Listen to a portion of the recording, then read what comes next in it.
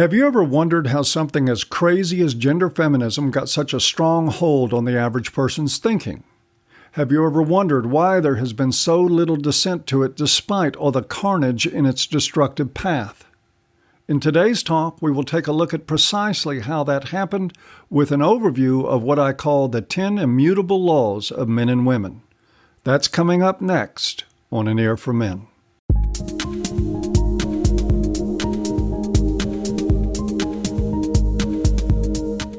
Hi everyone, Paul Elam here, and welcome back to An Ear for Men. Most sensible people, when examining the belief system of feminists, will simply scratch their heads and wonder how the hell anyone ever took feminist ideas seriously. It's as though feminists just sat around and made up a bunch of nonsensical gibberish, branded it, and the culture around them added it to its collective shopping list like it was some tasty junk food. And that is pretty much what happened. The question, though, remains why and how. Well, I've sketched out the answer to that question with the 10 immutable laws of men and women. Now, of course, I should qualify that these laws are not really immutable. Hell, they aren't even really laws in the truest sense. There will be exceptions, and I'm guessing if you're watching this channel, you're one of them. Just the same, they do serve as a guideline, and I think a highly reliable one, to not only explain what has happened with feminism, but also as a predictor of what is likely to come in the future. That said, let's get started. And we'll start with the 5 immutable laws of men. Law number 1. Men will not oppose anything perceived to benefit women. The drive in men to protect and provide for women and their children is often more powerful than their own drive to survive and much more powerful than their charity to other men. Note that this law says perceived. It doesn't matter if something actually benefits women, or if it has no impact, or if in fact it harms women. If the popular perception is that something benefits women, men will support it more or less blindly. They'll support it even if they see it hurting other males, up to and including their own sons. Law number 2. Men will act as enforcers. They will attack and shun other men for violating law number 1. The perception qualification still applies.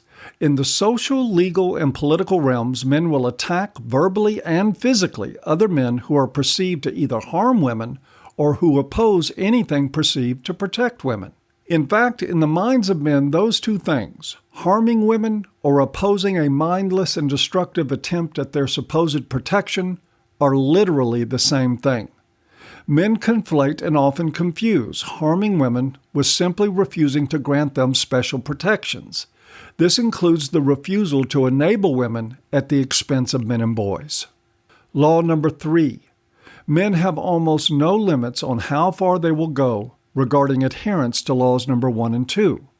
This includes the fact that men will watch their own families ripped apart by corrupt courts. They will suffer false allegations, alienation from their children, loss of home and income, endure suicidal impulses, and ultimately react to all of it with self-blame and will in fact tell other men who experience those problems they need to shut up or man up and take it. Law number 4. Men will not complain collectively about anything that happens to them as a class. Attacks and affronts to men as a group will not cause an effective collective group reaction. Ever.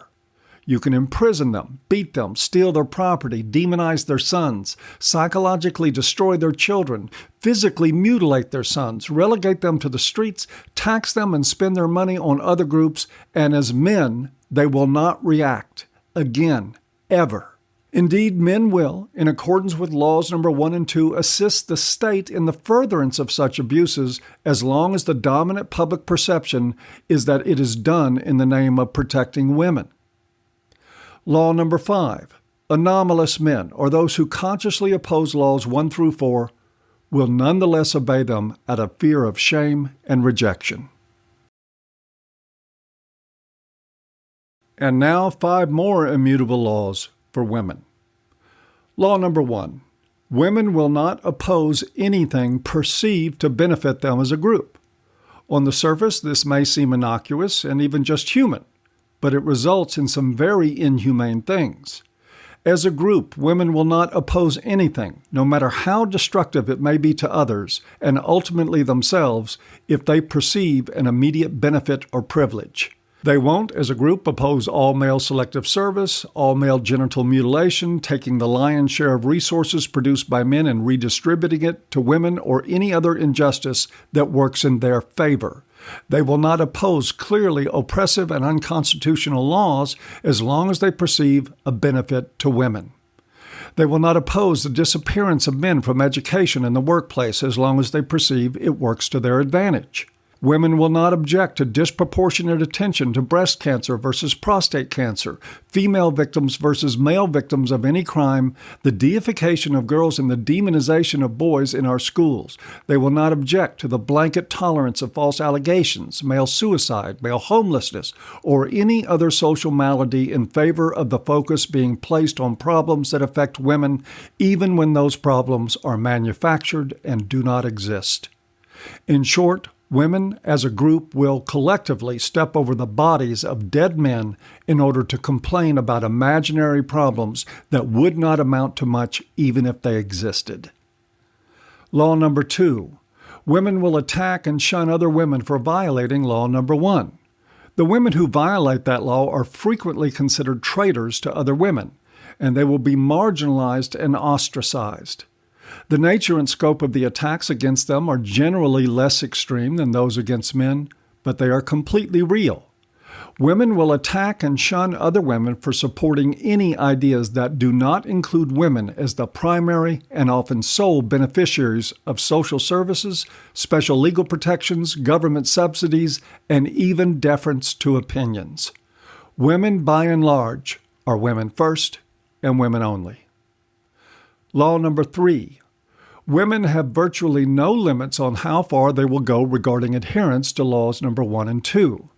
This includes willingness to see their own children psychologically damaged in the name of personal advantage and will, in fact, inflict that damage themselves without remorse. Women will demonstrate the willingness to tolerate the abuse of male loved ones and will watch in silence as those men are destroyed by the state and other entities for the advantage of other women. Periodically, they may experience outrage over how that abuse and destruction impacts the men they hold dear, but it will not translate into any meaningful outrage over what happens to men as a class. Law number 4. Women will complain collectively about whatever happens to them as a group, regardless of whether it is really happening. The only requirement is the perception that there's a problem. Women as a group will complain for decades about long debunked injustices against them and refuse to even entertain evidence to the contrary.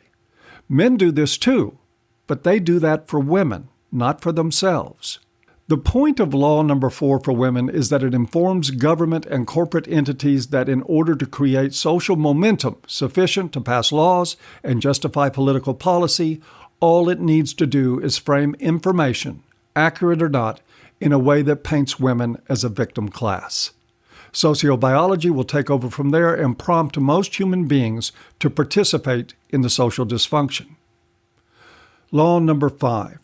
Anomalous women, or those who consciously oppose laws 1 through 4, will nonetheless obey them out of fear of shame and rejection, as well as with the added appeal to their privilege. And that is the point of bringing up a discussion about these laws. You might ask yourself how so many bad statistics on social issues get such wide and unchallenged acceptance.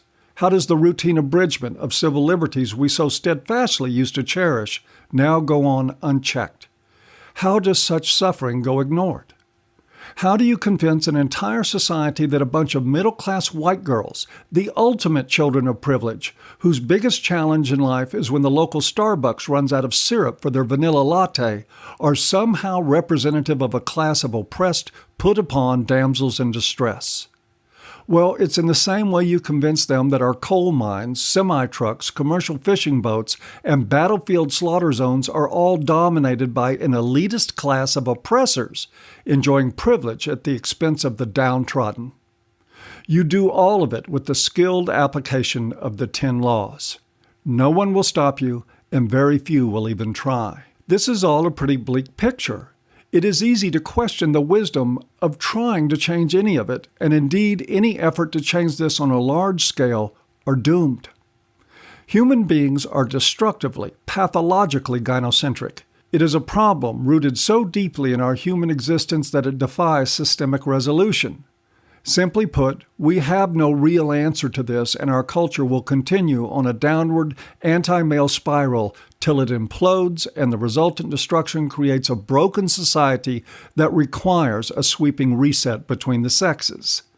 For the time being, our solutions can only be found on the individual level, and those solutions are reserved for a limited amount of men with the insight and self-confidence to manage on their own without the full acceptance of the world around them. And that, of course, comes down to a decision. And you know what that decision is. Right. Red pill or blue. Sometimes that choice isn't easy, but it could not be more clear. Blue pills are for guys who need them. Guys for whom group consensus is more important than self-respect. They are men for whom going with the flow is a safe space, a warm, fuzzy blanket protecting them from a world that is cold and dismissive of men who find their own way. They are for guys who think manning up is more important than being a human being, guys who think having a woman is more important than having a woman they can trust. They are the guys who live by the 10 laws, playing right into the hands of corrupt governance and consumerism without even knowing they exist. Red pills, on the other hand, are not for men who need them. They're for men who want them. They are for men who can swim upstream and who indeed count on swimming upstream to keep them strong. They are guys who choose freedom over fear, fact over fiction, and fortitude over fawning. They read the 10 laws, shrug, and feel little to nothing, say perhaps a little pity for men who choose to live by them. Personally, I don't much care how other men choose to live. I do know, though, which men I like, and certainly which men I respect. And that is it for another Talk from an Ear for Men. I want to close tonight with a word of thanks to all of you who either attended the Houston screening of the Red Pill movie or who supported that screening with a donation. We had a great time, a lively Q&A, and fun afterward as a group, and I look forward to doing more to help this movie find its way in front of a lot more people. As always, folks, I hope you've enjoyed tonight's talk, even if you haven't, and we'll see you next time.